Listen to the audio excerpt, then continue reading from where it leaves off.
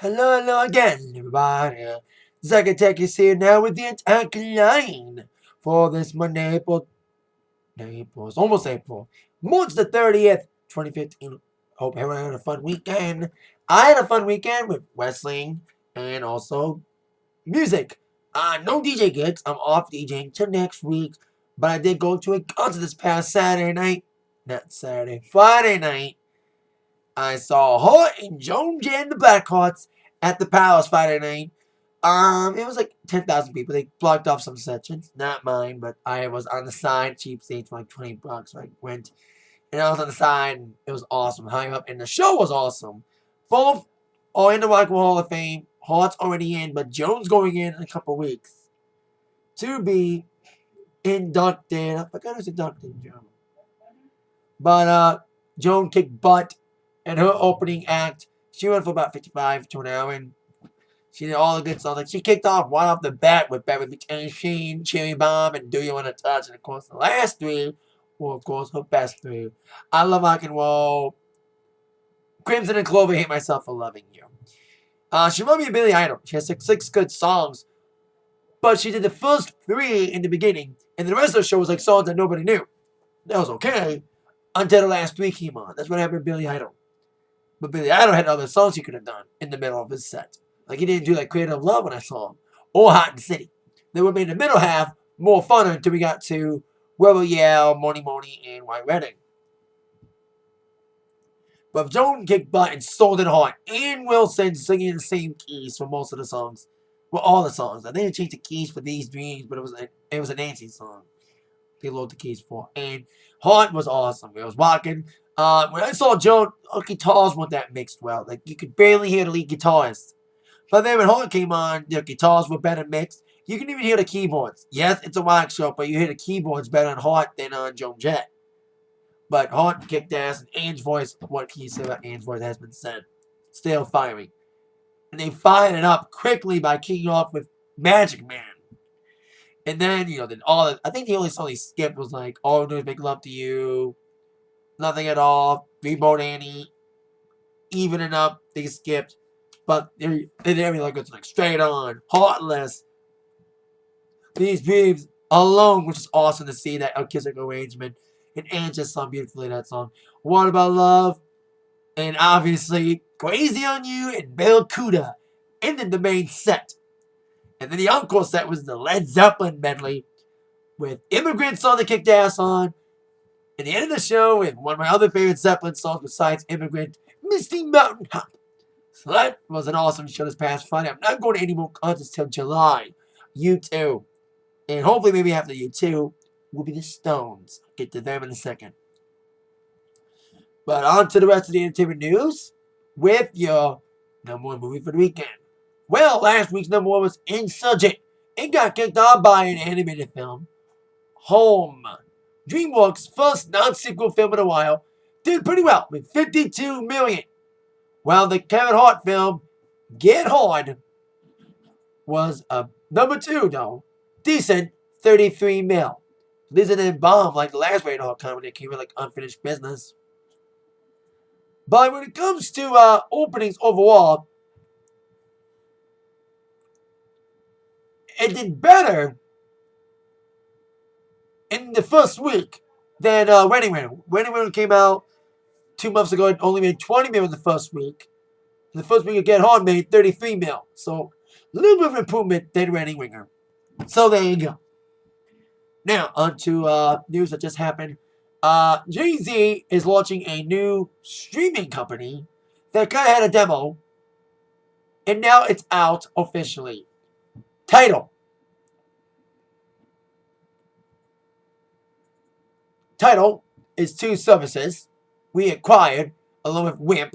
Will be the streaming home for such artists like Sean Carter himself, Jay-Z, along with his wife Beyonce, Rihanna, Kanye, Jack White, Arcade Fire, Drake, Usher, Nicki Minaj, Coldplay, Alicia Keys, Calvin Harris, Daft Punk, Deadmau5, Jason Aldean, J. Cole, Taylor Swift, who is streaming all of her albums but 1989 on there, and Madonna.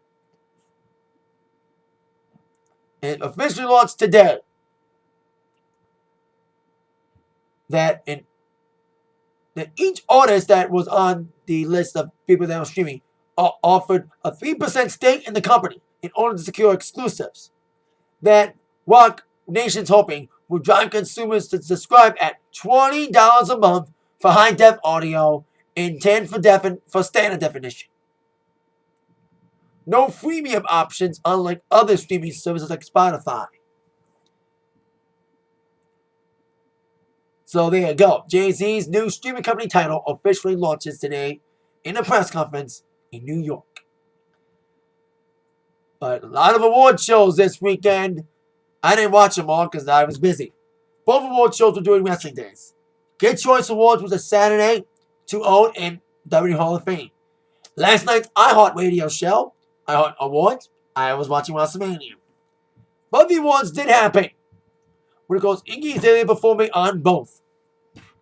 And Nick Jonas being your host. And the big winners. Yay, Modern won! Yay! Finally, Modern won a damn award for once. It's been losing everything, and now it won Favorite Family TV Show, beating Big Bang Theory. Yes! Yes! Yes! Yes! Awesome. Also, favorite overall TV show is Austin Alley, Disney show. It's always weird. When I used to watch Kids' Choice Awards when I was younger, I always noticed that all the Nickelodeon shows would lose to the Disney shows. Because of rival kids channels. But I think Disney shows have been winning less often. Nickelodeon's been winning more often. Other big winners, Emma Stone winning Best Movie Actress. Favorite TV actress, Laura Moana, whoever the hell that is.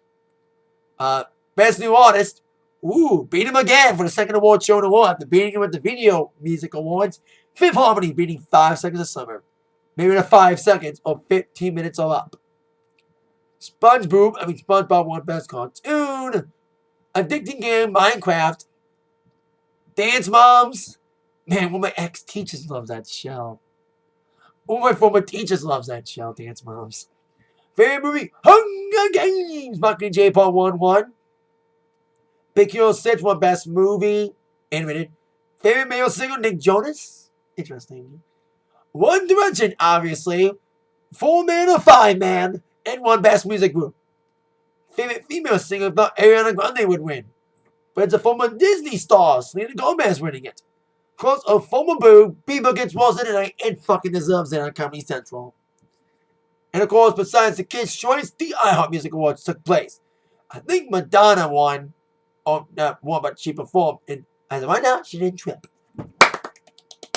The big winner at the iHeart was Taylor Swift, winning 3, including Artist of the Year and Best Lyrics for Blank Space.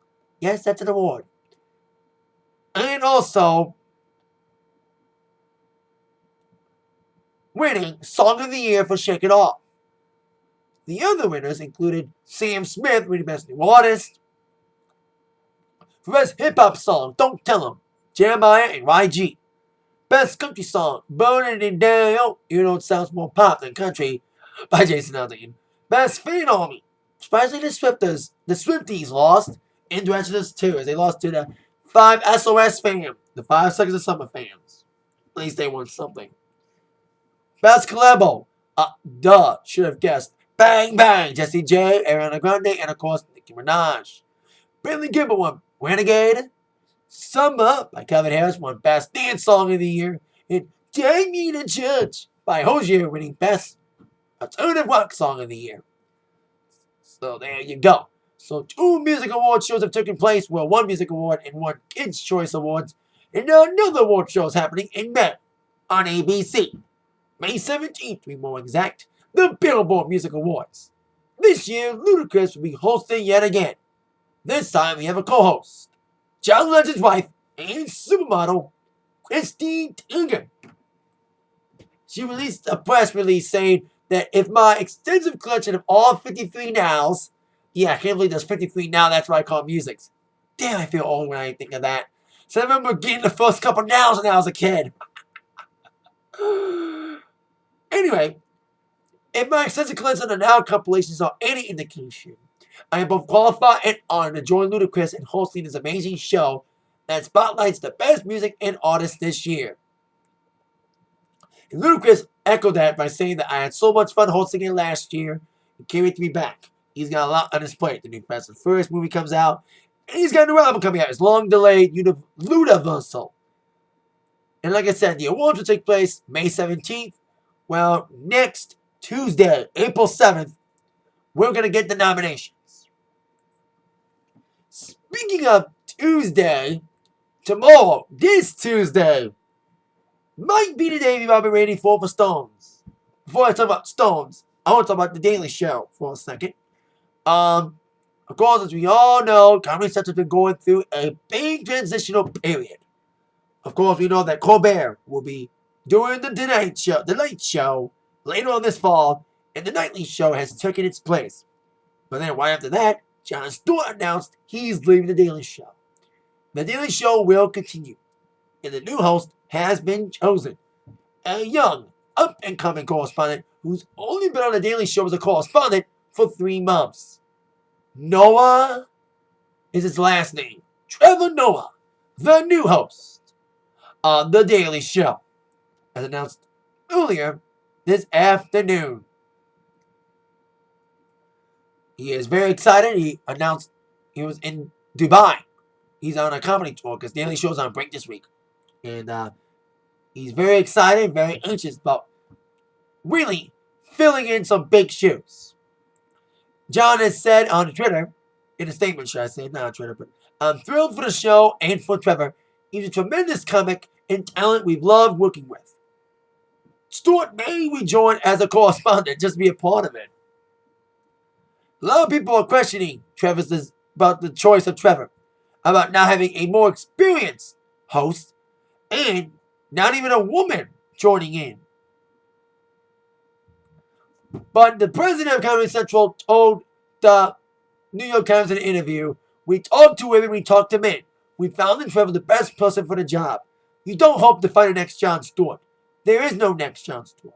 So our goal is to find somebody who brings something really exciting and new and different. And apparently, Trevor Noah is that choice. So we should see how he does as the new Daily Show host when Jon Stewart leaves later this year." Now, on with the Stones. Now, it seems like every Atakline I'm talking about them. Those are supposed to be Satisfaction Thursday, March 19th. Then it happened. A delay in the ticketing service caused the tour announcement to be delayed. Then last week I said there was rumors flying about this week being the week, either Tuesday or Thursday. Now all signs are pointing towards tomorrow, will be Tuesday, to be the day that the Rolling Stones will finally announce the long-rumored, once-kept secret U.S. summer tour, which is set to hit Detroit, as speculation have said. Now, the rumored tour will kick off in May. In San Diego, it was to stadiums, specifically in markets that the Stones skipped on their last U.S. tour, the 50 and Counting tour, 2 years ago. So apparently the tour dates aren't going to be announced tomorrow because the billboards are back on in several cities, including hitting Tuesday with the tongue logo with American flag sticking out, hinting towards the U.S. tour even further. So hopefully when I make an Atakline, probably Wednesday, I'll have the whole tour dates for the Stones. So there you go. Stones finally set to announce the tour dates tomorrow for the U.S. tour this summer. And that is it for the Atakline for today. Thank you very much for watching. With that in mind, y'all put Attack Brother News from Zach. See ya. Yeah.